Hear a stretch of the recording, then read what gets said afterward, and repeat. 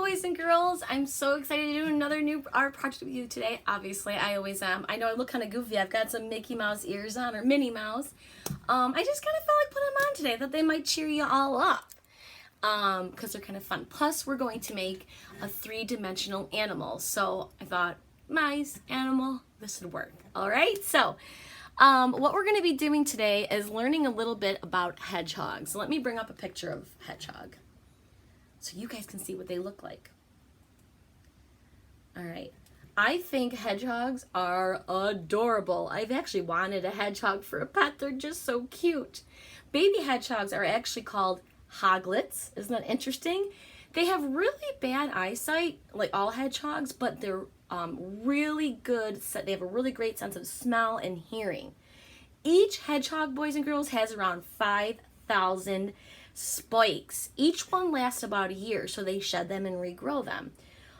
They're also known as the gardener's friend because they eat a lot of small creatures like insects, worms, centipedes, snails. They also will eat mice, frogs, and snakes. And they grunt like pigs when they're hunting. Like, how funny is that? Like, that is just so cute. And I love hedgehogs, so I thought it'd be fun to make a little three-dimensional hedgehog. So right here is the little hedgehog we're going to make, and it actually stands. So just to kind of review a little bit, we know that there's 7 elements of art. They are line, color, space, texture, value, and form. And I'm missing one in there. Line, shape. It took me a second. So we're going to be working with form today because form is 3-dimensional and encloses volume. Basically, we've talked about this before, 2-dimensional or 2D is a flat piece of paper. Where 3-dimensional or 3D, it has form to it. Like something like this would be 3-dimensional as opposed to a drawing on paper of a glue bottle. So we're going to have a little 3-dimensional. I know it's flat, but by putting these legs on it that stick out and make it stand, you get a little bit of a 3-dimensional sculpture. All right, so the supplies you're going to be needing today, you're going to need some thick, really thick paper, like a contact paper that's really hard, or preferably a piece of cardboard, like the back of a notebook, like a cereal box that you have laying around, like an Amazon box piece, anything like that. What I used the cardboard I used was about the size of a sheet of paper. Now, if your cardboard you're using, like say I took it off the front of this notepad, it has designs on it, you don't want them to show on your hedgehog, you're also going to need color paper that can cover over it, but that's only if your cardboard isn't plain. I used a plain piece like this, so I just colored on it. And if that's the case, I used oil pastels, but you can also use crayons or markers to color parts on your cardboard. Okay? So let's get started. Oh, you're also going to need, before I forget, you're going to also need a pair of scissors and a black marker or a pencil. I drew mine with black marker. You could use a black crayon, whatever you have available. So let's get started on this cute little hedgehog. I just love it. Oh, thank you for the kid. You're just sweet. All right, let's get started. Okay, so I'm getting out a piece of cardboard to start my hedgehog body so that it stands. It's got to be thick, so just paper isn't really going to work too well. But if you are using like a cereal box, your paper is going to be, your cardboard will have designs on it. And if you don't want to leave that, you're probably going to want to grab some colored paper or paint your cardboard. And you're going to want to do it on both sides. So I'm going to show you a couple of things here. So I'm going to grab this. Now, to start with the body, I'm going to show you how to draw once, and I'm going to show you if you're using paper. So my cardboard is plain, and I want a gray hedgehog with a little bit of color in it. So this is like perfect. I don't have to worry about painting or coloring it in. So it's better if you do have a plain piece of cardboard or some real thick cardstock, which is like a thick paper. But if you don't, I'll show you how to work around that. So I'm going to start by creating the body. So I need it about halfway down the cardboard. I'm going to make a line that curves up like this. This is going to be the start of the head and the snout, so it's not real large. And then you're going to come up here and kind of evenly match to the other line, and then make a curved line to close those two together. Now I'm going to make a curved line underneath for the bottom of the body, like that. I'm going to add a little round nose, and I'm going to color that in at the top. Now I'm going to start to add my spikes. Now, because a hedgehog has all that spiky body. And I'm gonna draw the ear right about here. So I'm gonna make a circle. It's poking through the spikes, and another circle inside of it. There goes my dog's barking, being naughty. Then I'm gonna make the face on my hedgehog, and you can really do your face however you like. I'm just gonna do a dot for an eye and a smile. Now I'm gonna add some V's upside down and regular to look like more spikes on the body of the hedgehog. All right. Now, if you're worried because you're gonna be cutting this out, if it's really hard for you to cut that zigzag, if you're really young, you could also do your body by just making, let me show you on this paper. You could do the head this way when you come here, and you could just do a circle for the body. That would be fine too. And then you can still add, you know, all your spikes, your ear, and the eye and the mouth. So that would work as well if you just did a circle or an oval for the body, okay?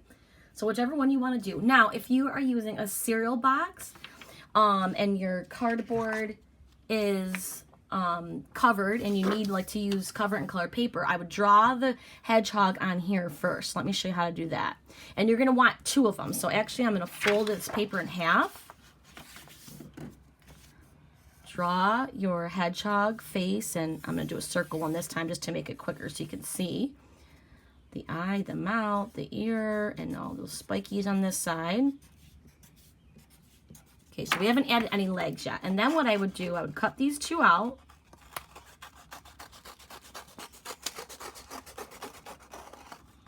And I'm cutting through both those papers. Now remember, if you don't need to cover the cardboard, you don't need to do this step. This is just for anybody that's cardboard has like print on it or designs on it and you want to cover it. Otherwise, you just draw on the cardboard.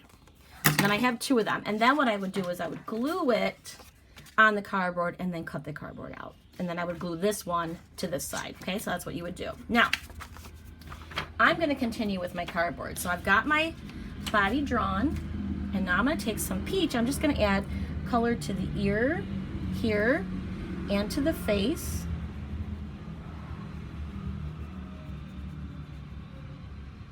Go around those eyes and stuff, because I'm using an oil pastel. If you use crayons, it doesn't cover over that marker as much. I'm going to add some pink cheek and a pink in the inside of my ear like that. Now I need to make my feet, or legs or whatever you want to call them. So what I'm going to do, I'm going to draw 2 upside down U's, or you know, that curve rainbow line. And then at the bottom of each, I'm going to go with an oval, like a half an oval. These are going to be like 1/2 is going to be 1 foot and leg, and then 1/2 will be the other. So I'm going to draw a line down the top. That's where we're going to be cutting it to fit it onto our hedgehog. Okay. Now I'm also going to color these the peach. Okay. So once again, if you're going onto colored cardboard that has designs on it or something, you would do this part on the brown paper first and then cut out and glue it on like like I showed you. But if you have like an acrylic or craft paint, you could just paint your cardboard and then go back and put it together later. That's fine too. Because crayons wouldn't cover over a cardboard with designs on it because it's printed on, so it doesn't cover over it.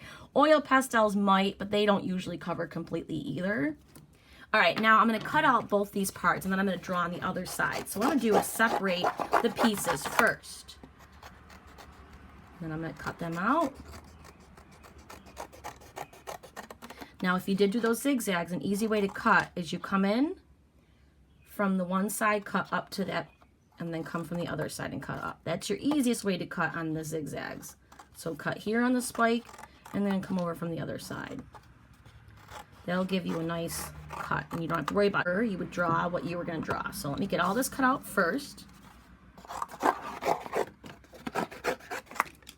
Side. Oh, well, of course I have some paint on this. Oh man, I used the wrong cardboard, but that's okay. We'll work with it, right? So once again, I'm drawing that ear with the inside, the eye, the mouth. I'm going to color the nose in. And I'm going to do my zigzag spikes all over. Fix the eye up. And then my peach cheek. And then the inside, or pink. inside of that side. Now, so that's all set, and now I'm going to flip the legs over and color those in. Now I don't need to draw another line down these because I already did it on the one side. That's just so I can see where I'm going to be cutting my two legs, and I'm going to cut on the line. Now all the way down, you just want a little slit in it. There we go. Now I'm going to do two lines on the body where the legs are going to be attached to. So I'm going to put one here, go up a bit, and put one about here, go up a bit. Remember, not too much. Now when I take these legs and I'm going to attach the slits together. So you poke it into that and then into this. So you put the two. And look at there. Look at how cute. Okay, and there you go, a little standing hedgehog. Look at how cute is that? How fun. So stay tuned for Thursday, guys. I'll have a new project going then too.